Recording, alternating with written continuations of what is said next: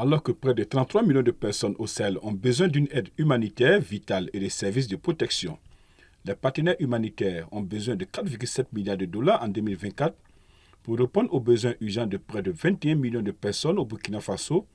dans la région de l'extrême nord du Cameroun, au Tchad, au Mali, au Niger et dans les États d'Adamawa, de Borno et de Yobe au Nigeria, ont indiqué jeudi les Nations Unies.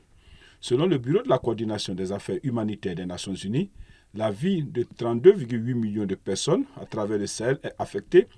par un ensemble complexe et interconnecté de crises exacerbées par l'instabilité, la détérioration de la situation sécuritaire et les effets du changement climatique.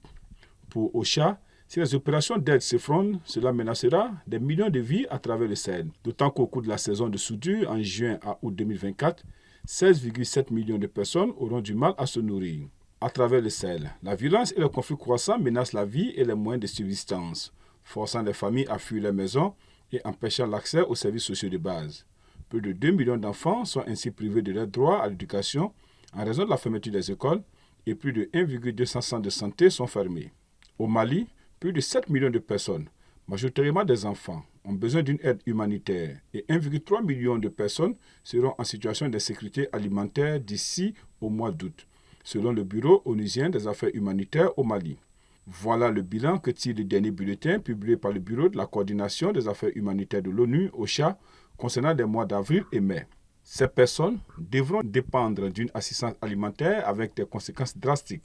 chez les enfants de moins de 5 ans, est-il indiqué.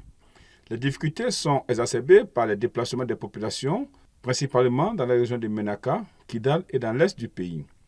Le Mali compte actuellement plus de 350 000 déplacés internes et plus de 90 000 réfugiés dans les pays voisins, ce qui n'a pas empêché le pays de recevoir un afflux massif de citoyens burkinabés fuyant eux-mêmes les violences. Plus de 65 000 d'entre eux sont arrivés depuis le début de l'année, toujours selon la coordination humanitaire. Le nombre de personnes dites en situation de crise a plus que triplé depuis novembre dernier, passant de moins de 16 à plus de 60 000 pour l'ensemble des régions du Nord et celle de Morti. Dans la classification des besoins humanitaires, il s'agit de la phase dite d'urgence, soit le quatrième échelon